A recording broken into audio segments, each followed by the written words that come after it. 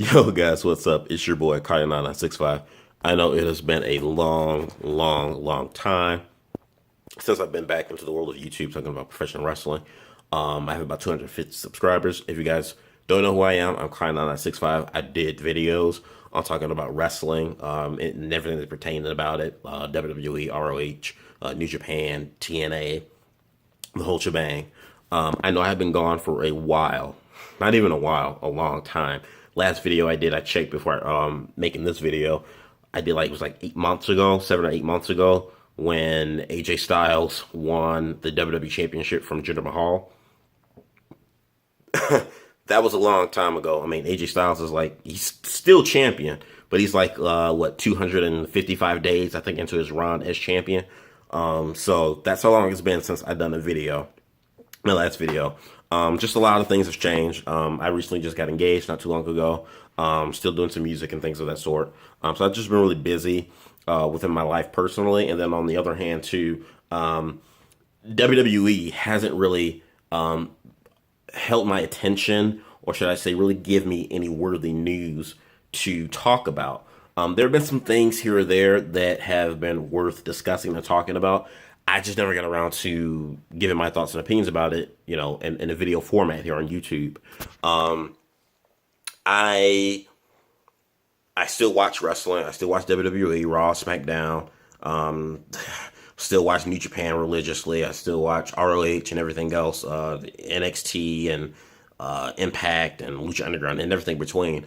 So I know what's going on. I just haven't really been motivated to talk about anything. And that's partly because of WWE, just because WWE, they are the mecca of, wrestling, even though they don't want to be associate themselves to wrestling anymore. But the whole fact is, it's just that they themselves haven't really been motivating, haven't made any motivational content to motivate me to make a video to talk about. And granted, I could talk about other things outside of WWE, because the wrestling bubble, in my opinion, the wrestling world outside the WWE bubble is buzzing and it's getting hot. I personally feel in the 6 years that I've watched New Japan Pro Wrestling, 2017, I think, from Wrestle Kingdom 11, I think really ignited a fire for that company to really gain a lot of focus and attention from people who might not necessarily know what New Japan Pro Wrestling is or was, or maybe take a second look at it. And they just really took that momentum from Wrestle Kingdom throughout the year of 2017, and they've carried it over here into 2018. I mean, it's just phenomenal and awesome. But I'm gonna save a separate video because I do want to talk about New Japan Pro Wrestling in a separate video. But just mainly, besides just announcing my comeback, I should say, I do want to just really comment on WWE. Just as, I guess you could say, it's my first video, my first forefront in coming back.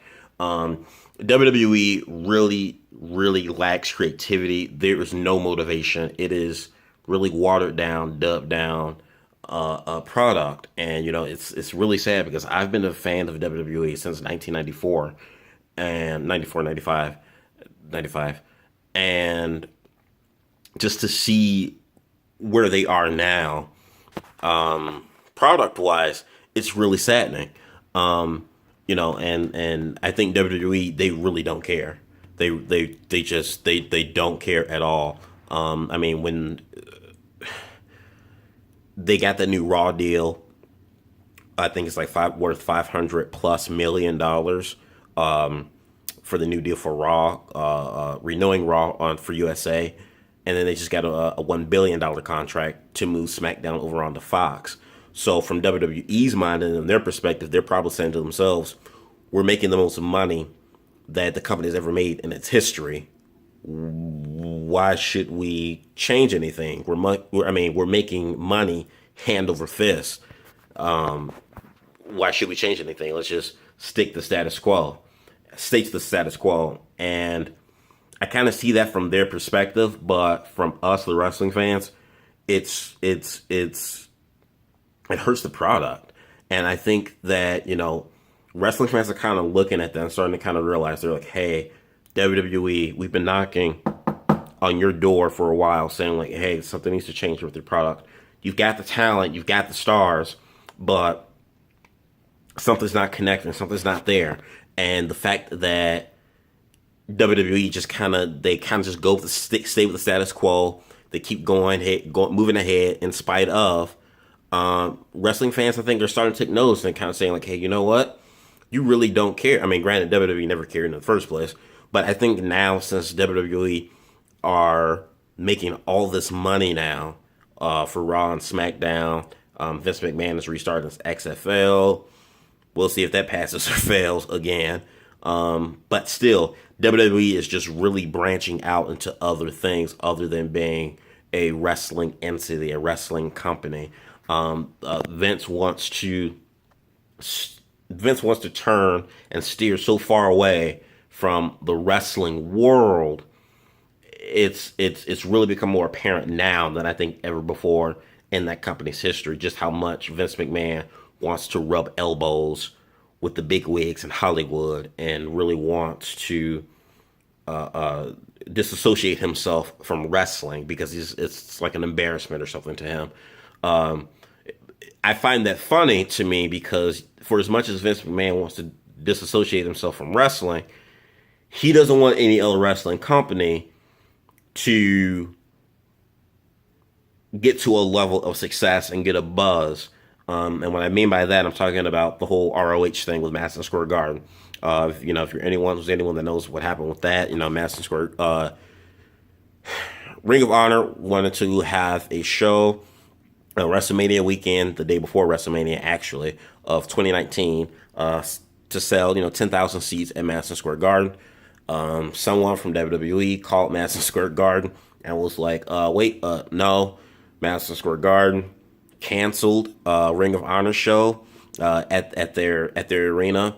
Ring of Honor had their lawyers end up speaking to Madison Square Garden. Long story short, Ring of Honor are now back in the fold of having their show at Madison Square Garden of next year, and they're adding the New Japan roster.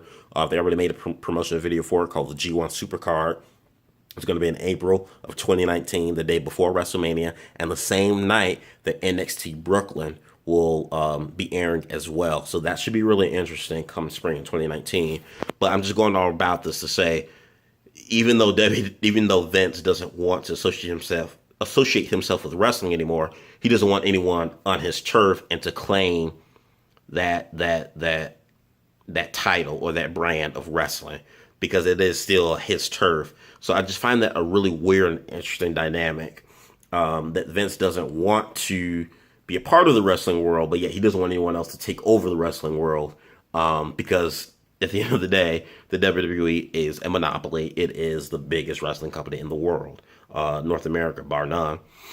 So I just find that really interesting, and I think a lot of fans are really starting to look and kind of say like, hey, you guys are falling on deaf ears. We're falling on deaf ears here. But now that you are making, this $500+ million deal for Raw, $1 billion for SmackDown, you're making so much money. Your head is so far up your ass, you can't see the light of day. And you're making so much money hand over fist, the most money that the company has ever revenued. Fans are looking and kind of saying, you know what? Why are you going to change? In WWE's mind, they're saying to themselves, why should we change? And I think that's a problem. It's quantity over quality. They're making so much money, but the quality of their product sucks, and the quality of their product is deteriorating, and that's it. It shouldn't be. I mean, these guys have the best roster combined with NXT, these guys have the best roster on the planet. You have guys like AJ Styles, Seth Rollins, Samoa Joe, Bobby Roode, Drew McIntyre came back, Adam Cole, and the rest of Undisputed Era, and Velveteen Dream, so on and so forth, Braun Strowman. They have the talent. The talent is there. It is deep. It is the biggest the company has ever had. I remember Triple H, I think, earlier this year, he announced that it's the largest roster, including from Performance Center to NXT to the main roster. It's the biggest roster they've ever had, with 250 employed wrestlers. That is huge. And it's like they have the talent, but they don't they don't care to capitalize on that talent. The only person that they have really done right, in my opinion, is AJ Styles. I'm not going to complain about that because AJ Styles is one of my top 10 favorite wrestlers of this era, of this generation. But besides AJ, they really haven't done much with anybody else. I mean, instead of booking someone like a Nakamura the right way, they'll end up pushing a Jinder Mahal to try to sell, the Indian revenue and get the subscribers up for the network. And look how well that experiment went. It failed. You look at Jinder now, dude lost the United States title first night back on Raw, and we haven't seen Jinder since. What does that tell you? And it's really hard to watch, and it's just getting to the point now where I'm not just gonna I won't say I'm gonna tune out of Raw, but I'm just not gonna even bother to watch Raw. SmackDown is fine. SmackDown's a little bit easier to watch. If there's a bad SmackDown, that's okay because it normally makes up for what like the following week or whatever. But the overall product of WWE is just not where it should be, and where WWE are lacking. All the wrestling companies, and like I said, I'm going to share about this in a separate video.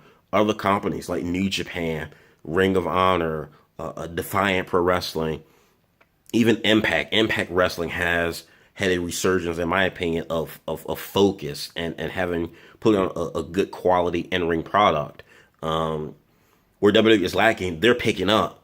And fans are starting to notice, and fans are starting to tune out from what WWE is doing and tuning into what everyone else is saying. And I just think the overall world of wrestling that is outside of the WWE are kind of showing people saying, hey, WWE may be the biggest game in town, but they're not the only game in town.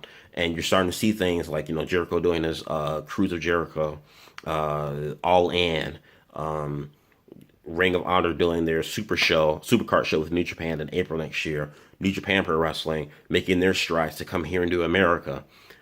I'm going to talk about all these things in depth, but Impact Wrestling having one of their best pay-per-views in that company's history last night with Slammiversary, and even going back to Redemption back in March was another solid pay-per-view from Impact Wrestling. And even their weekly shows have more of a focus and a direction as to where they want to go and what they want to do. And I think it's great. I think it's great. This is what's needed. But I just wanted to get my thoughts out on this really quick, guys. You let me know what you think about the current state of WWE and this product. Like I said, I'm back. I'm going to talk about more about other things over the next, couple of days. Might make more videos later tonight after Raw. We'll see what's going on. Do yourself a favor, hit that like button and subscribe. I'm Kyle9965. I'm back. I'm back making wrestling videos again. Watch this video. Let me know what you guys think. Peace out. Have a good one.